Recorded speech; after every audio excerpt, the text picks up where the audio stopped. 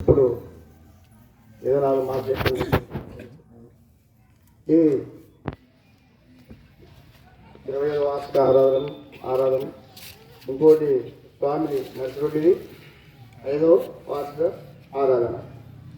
ఈ సందర్భంగా మనమందరం కలుసుకొని అట్లే మా గురుదేవులైనటువంటి శ్రీ మండిగిరి అచల గురుస్వామి లమ్మమ్మ పాదపద్మం నమస్కరిస్తూ ఈ ఇంతవరకు హనుమంతప్ప స్వామి అందరికీ బాగా బోధని ఎట్లంటే పుస్తక కష్టార్థంతో మనకి చెప్తేనే బోధని ఈ ఉపన్యాసంలో ఇవి లేవు, మన పెద్దలు రాసినటువంటివి ఉన్నాయి.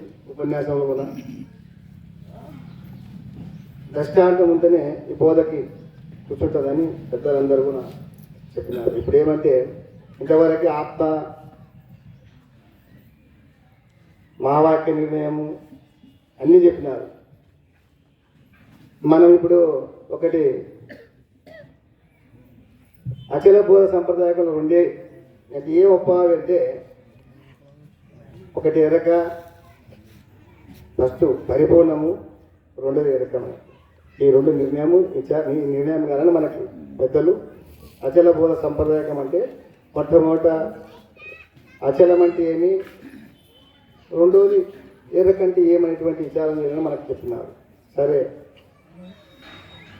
మనకి ఎందుకొరకు ఈ బోధ అవసరమబ్బా అని విచారిస్తే మనము బోధ తీసుకున్నాం లేదు కాదు. మనకు మొట్టమొదట మోక్షము, బంధము అనేటటువంటి ద్వంద్వ పదాలు వాడినారు మన పెద్దలు. పుణ్యము పాపం అని, ఇంతవరకు ఎవరు పుణ్యము పాపం అని చెప్పింది, బంధము మోక్షం అని. ఈ మోక్షం అనేది అంటే మనకు మోక్షం ఎంతవరకు అంటే నీ యొక్క ఇప్పుడు స్వామి చెప్పే తాడు అని చెప్పే కదా, అది నీ యొక్క భ్రాంతి ఉన్నంత వరకు మనకి మోక్షం లేదు. మోక్షం అంటే మన భ్రాంతిని వదిలించుకుంటేనే మోక్షం. అట్లా నీ సొంత వదిలించుకుంటే కాదు. నువ్వు ఎక్కడైనా పోయినా, ఎన్ని యాత్రల పోయినా, ఎన్ని జాతరల పోయినా, ఎన్ని సర్వశాస్త్ర పారంగణం కూడా అది కాదు. గురువే దానికి మూలమని గురుపాదం బట్టి నీ యొక్క అటువంటి ఇది చేసుకోవాలని మనం పెద్ద చెప్పినాం. అయితే మనకు ఒక కందార్థ విచారం మనకి ఉండే మొట్టమొదటి కందార్థం, సవైజ్ఞాప కందార్థం అందరూ ఉంటారు. ఏమప్ప అంటే అది జనులారా జనన మరణములు దొలగని ద్రోయజాలని చెప్తాడు. జనులారా అంటాడు ఇక్కడ. అంటే జనులు అంటే ఎవరు? మనం అందరం. అంటే ఇక్కడ జనులు అన్నప్పుడు ఏపుకొచ్చంటే సర్వజనులు. ఈ బోధకి జనులు అన్నప్పుడు కులము, మతము, జాతి అటువంటి ఇంత భేదం అన్నటువంటి విచారం వచ్చేస్తుంది. జనులారా మీరు జననమరణం ఏదైనా తెలుసుకో, నీ ఏ పనగా శాస్త్ర పండితుడిగా అయితే జననమరణం అనేటువంటి నీకు ఒక పిశాచం ఉంది, అది పోవాలంటే మంచి గురుడు కావాలనికి. అటువంటి జననమరణం పోవాలి గురుడు కావాలని ఇంతవద్దు అన్న చెప్పే. ఏమప్ప జనన మరణం అంటే మనకి జననం అంటే ఏమి మరణం అంటే ఏంటంటే మానవుడు కాదు, సకల చరాచరం పుడుతుంది సస్తది. అయితే మనకి ఇది కాదు, పుట్టేసి వచ్చేది. గురువులైనా పోవాల్సిందే, శిష్యులైనా పోవాల్సింది. అయితే మరి ఇప్పుడు ఏమి కావాలో మనకంటే మనకి నాది నీదనేటువంటి ఏ భ్రమ ఉందో అటువంటి భ్రమను తొలగించేటువంటి బోధ. ఈ బోధ తొలగాలంటే మొట్టమొదటి బోధన బాగా విచారించినాక ఆచరించాలి. ఆచారం అంటే బోధ ఆచారం వేరే, ప్రపంచ ఆచారం వేరని చెప్పుకుంటూ వచ్చి ఇంతపోతుంది మనం. ఎవరు? హనుమంతప్ప. అత్త కోడళ్ళు ఎట్లా ఉండాలా, భార్య భర్తలు ఎట్లా ఉండాలా, వాళ్ళ తల్లిదండ్రులు ఎట్లా చూసుకోవాలా, సమాజంలో ఎట్లా ఉండాలా అని ఇదంతా ఉంటేనే మనకి సరిపోతుంది. భోజనం చేసేటప్పుడు ఎంతమంది ఉంటుంది మీరు అందరూ చూసింటారు. మనకి ఎంతమందికి బాగా ధరివు 500 మంది. అయితే ఇప్పుడు లేరు అంతమంది అంటే లేదు, అట్లా కాదు. ఇది అందరికి అబ్బది, సాధ్యం కాదు అందరికి. ఇది పద్ధతి అట్లా ఉందంటే పెద్దలు అందుకొరకు ఏం చెప్పినారు, 100కో 1 కోటి అంతే. వాళ్ళు ఎందుకంటారో 100కో 1 కోటి మనం వాదిస్తుంది గురువులకు కూడా. ఎవరైనా ఏమన్నా ఇట్లా కూర్చుంటే ఒక అంతే, ఏం స్వామి 100 కోటి కంటే ఎట్లా స్వామి అంటే అంటే అది నీకు తెలియాలనుకోండి. ఇప్పుడు మాకు అర్థమవుతుంది, కరెక్ట్ ఉంది, 100 కోటి కంటే కరెక్ట్ అంతే కదా. ప్రత్యక్ష ప్రమాణం ఇది. ప్రత్యక్షంగా మనం నిజంకి ఎవరు ఈ మానవుడు నిజము తెలుసుకున్నాడంటే మానవుడు ఏమైతే మానవునికి చెప్పా నన్ను లేకుండా తినటువంటి ఒక విషయం అదే సందర్భంగా చెప్పినాడు. ఎలాగ తత్వస్వరూపతాన్ని తెలుసుకుంటే నా ఎక్కడ లేకుండా పోతానని తెలుసుకునేదంట మనం. అట్లా ఈ మానవునికి ప్రత్యేక పిశాచిని ఇప్పించుకోవాలంటే మనం ఏం చేయాలంటే కేవలం గురుభక్తి గురుసేవ గురునిష్టం ఉంటేనే అది సరిపోతుంది. ఉండదు గురుసేవ, సేవ ఉండదు, దైవ సేవ ఉంది, దైవభక్తి ఉంది, దైవ నిష్టం ఉంది లేదని కాదు. మళ్ళీ వల్ల మీరు అవి ఇవి లేవపై నెత్తి పెట్టి అవి ఏమనుకున్నదండి. మనం అన్నీ చేసే సర్వమని అన్ని చేసినాకనే మనం ఇక్కడికి వచ్చినాం. ఎక్కడికి లాస్ట్కి ఏమిటికి ఎన్ని చేసినా కూడా మనకు ముక్తి అయినటువంటి రాలేదు కదా. మళ్ళీ ఇప్పుడు ఆడాలి గురువే, కేవలం గురువే. అదే రాజులకైనా గురుడే తెలుపంగవలే గురుమరమును నన్నెన్ని పాటలు పడినాను తెలియని వసము కుమ్మిలో అని చెప్పినాడు. అట్లా అదే రాజులకే గురువులు లేకున్నప్పుడు ఆ గురుడు కావాలి అవసరం ఉన్నప్పుడు మనకెందుకు గురువు అవసరంగా రాదు?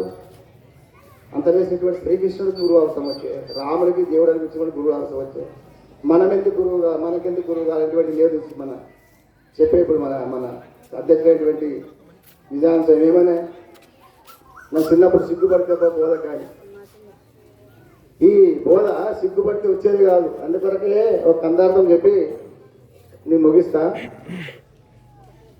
రతి కొరకే ఆదేశాన్ని పతి అతీత సేవ చేయుట నటివలి గురు సేవ చేయు ఓ నీతివంత అభిమానం పొందేదంతా అతనికి దయ వస్తే అరనిమిషమనే స్థితి నీకు కుదిరించు సిగ్గుడిసుగోలు అని రాసిన. మరి ఇంత బోధని బట్టబయల మన ముందర పెట్టిపోయినప్పుడు మనం ఎట్లా ఉండం అంటే మనం చెప్తాం అంతే.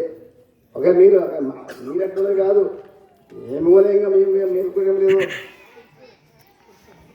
మనమందరం ఆ గురువు మేలుకున్నలా ఎట్లా మేలుకున్నానంటే మనం ఇంకేమన్నా ఉందే, మనకి ఇంకా భ్రాంతి ఇంకేమైనా పీడిస్తుందే, మనకి ఇంకేదన్నా మనల్ని ఒడిదుడుకులు చేస్తుంటే మనం గురునామస్వామి నిత్యం చేస్తాం కదా, గురుడు అనిష్టానం నిత్యం చేస్తుంటాం కదా. మళ్ళీ ఎంతవరకు మనకి ఏమన్నా ఇంకా భయభ్రాంతులు ఉండవే ఉంటాయి. పోలేదు ఏమైనా కొంచెం ఏమైనా యాదొస్తాక తెలియదు పరిపూర్ణ విడిచిపెడతాము, గురువుని మర్చిపెడతాం, అన్ని మర్చిపెడతాము. అట్లా ఇంకా మనకు రాలేదు నేను వదులుతామా వదలలేదు కాదు. అది రానే పాలి మా సత్యంత వరకు మరగకూడదు. సత్య దగ్గర నిద్ర వచ్చే దగ్గర అచల బోధ మరగకూడదు అని. అంటే అచల బోధ అంటే మళ్ళా కొంత ఇక్కడ అక్కడ ఉంది ఇట్లా అనుకుంటారు. అచల బోధ బోధ అంటే ఏమి విచారం ఏంటంటే సర్వం అచలమే. ఏది శాస్త్ర పురాణం ఏం చెప్పింది? సర్వం కలివిదం బ్రహ్మం అని చెప్పింది. అదేమి అంటే బ్రహ్మం. అంటే బ్రహ్మం అంటే ఎట్లబ్బా అంటే ఈ బ్రహ్మమని వాడుకున్నప్పుడు మనము పెద్దలు ఏం చేసినారంటే కొంతమంది దాన్ని పరిమితం పెట్టి వాడుతున్నారు, మన పెద్దలు పరిమిత రహితంగా వాడుతున్నారు.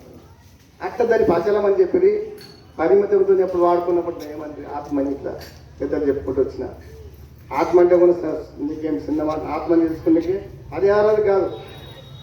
మళ్ళీ ఆత్మనే తెలియనప్పుడు అతని గట్టకెళ్ళి తెలుస్తుంది. ఆత్మాతీతం కేవలం ఆత్మ. ఆత్మనే మనకు అర్థం కాలేదు. ఆత్మనే అర్థం కాలేదబ్బా మాకు అచలబో సంపద ఎట్టగా అర్థం కాదంటే ఇంకా మనం నిజంగా బాగా లెక్కేసి ఇంకా మనకు అర్థం కాలేదు. ఎప్పుడు ఆత్మని తెచ్చుకుంటే నీ ఎంత ఆత్మ ఎప్పుడు తెలుసుకుంటుంటే కదా నీ స్వస్వరూపం నీకు అర్థమయ్యేది. నీ స్థితి ఎంత, నీ గతి ఎంత, మన నీ పుట్టకెక్కడ, నీ పూర్వం ఎక్కడ ఏమంటాడు దానికి కొన్ని రాస్తాడు. ఏమి స్థాన స్వరూప స్వభావం రాస్తాడు. మన ఎక్కడ స్థానం ఉంది, నీ స్వరూపం ఎటువంటిది, నీ స్వభావం ఎటువంటిది అని తెలుసుకున్నప్పుడు కదా అప్పుడు నీవు లేకుండా అయ్యేది. సాంఖ్య విచారం చెప్తారు కదా, ఆత్మానందునే ఆకాశం ఉదయించే మనం అంటాం కదా. ఏది సాంఖ్య అన్నమాట. సాంఖ్య అంటే ఏమి? ఒక ఆత్మ నుంచే సర్వం ఇది అయింది. సర్వం ఇది ఏం కావాలి, మళ్ళీ ఏం కావాలి? ఇప్పుడు ఆత్మ కావాలి. ఇప్పుడు మనమంతా ఏమైనా అనేకమైన మనమంతా మళ్ళీ ఇంత లేచిన పరిపూర్ణ బోధకు వచ్చి కూడా మనకి ఏకత్వం రాలినప్పుడు మన ఆత్మని తెలిసినట్టు తెలియనట్టంటే మనకు ఆత్మని తెలియదు అంటే ఆత్మాచలం తెలియదు అని లెక్క. అందుకొరకే మనం మొట్టమొదట మన పెద్దలు ఏమి గుర్తుండే మనకు బోధ చేయడం ఏమి మొట్టమొదటి ఏమిటికి పెట్టినారు? ద్వాదశి ముందర షోడశి సంస్కారం ఎందుకు పెట్టినారంటే అది మనం అందరం ఎవరు మన గురువులు మనం తెలుసుకున్నారంటే ఎందుకంటే అది ఒక గుట్టు, అదొక ఒక హాస్యం, అదంతే. ఏమంటే మొట్టమొదటి ఉండేదని మాట్లాడాలంతే, తర్వాత అంచకాలు అనేటువంటి మాట ఉంది. అందుకొరకే దోదశి ముందర షోడశి అంచకాలను బట్టి 2 మంత్రాలు మనకు ఉన్నాయి. ఈ పరిపూర్ణ బోధకి ఈ మంత్రాలే, ఈ మంత్ర అర్థము, ఈ మంత్ర రాశ్యము, ఈ మంత్ర నిర్ణయము, ఈ మంత్ర అనుభవము నిర్ణయం ఉన్నప్పుడు మనకు పరిపూర్ణ బోధ పట్టుబడుతుంది, తెలుస్తుందని చెప్తున్నారు పెద్ద. మరి ఇవల్ల చేయాలంటే ఎంత కావాలి, ఎంత టైం కావాలి? ఒక అర్ధ గంట కూడా టైం ఇస్తాడే మనం.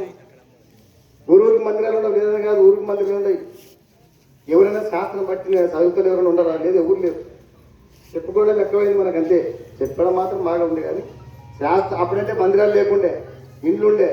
ఎవరింటికి నీటికి నన్ను నా ఇంటికి నీకు అని చెప్తుంటే, మరి మందిరాలు ఉండవు కదా. మందిరాల కడబేకేసి మన గురుశాస్త్రం ఉంది కదా.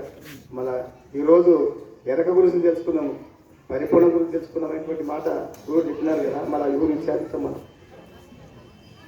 అట్లా విచారించినప్పుడే మనకు బోధ తెలిసినప్పుడే నీవు మానవుడు ఒక స్థితికి నిలబడతాడు. నిలుచుకున్నప్పుడే ధర్మం అంటే అధర్మం అంటే తెలుస్తుంది.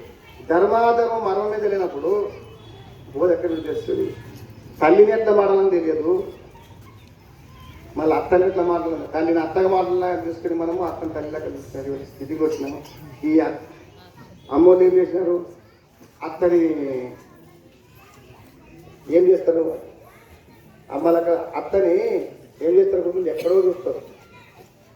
ఏమో లెక్కలు ఉన్నట్టు చాలా ఈ పరిస్థితులు ఉండాలి. నేను ఈ గురుబోధ తీసుకున్నప్పుడు మనం అట్లా ఉండాలి కదా. మన స్థితి ఎట్లా ఉండాలి?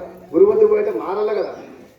మారి చూపించాలి మనం సమాజం. అందుకొరకే భగవత కృష్ణ కళ్యాణం అంటాడు, అచల బోధన నీకు వస్తే నేను ఏం చేస్తా అంటే శబాష్, నీకంటే ఈ ఎదుగులేత నేను చేస్తాను చెప్పినాడు.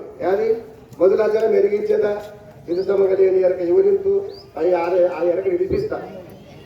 మధ్యలో నా మాటలన్నీ మరి ఇంటివేని చెంచల బుద్ధి మానిటివేని 10 నిన్ను చూసి బలి శబాసి ఈ త్రోవకి ఎదురులేట అని ఆ పద్యం చెప్తాం. కానీ శబాసి అంత లేదు మనం. దానికంటే దయచేసి మీకు అందరికీ ఎందుకంటే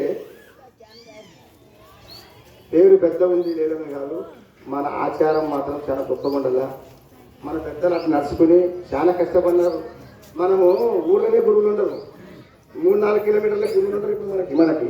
అప్పుడు గురువులు లేరు. సికింద్రాబాద్ పోయి బోధ చేసుకుంటున్నారు. మీకు అందరికి తెలిసి ఉంటుందో తెలియదు. మనకి అందరూ ఉండరు, పెద్ద మనిషి అందరికీ. మనకి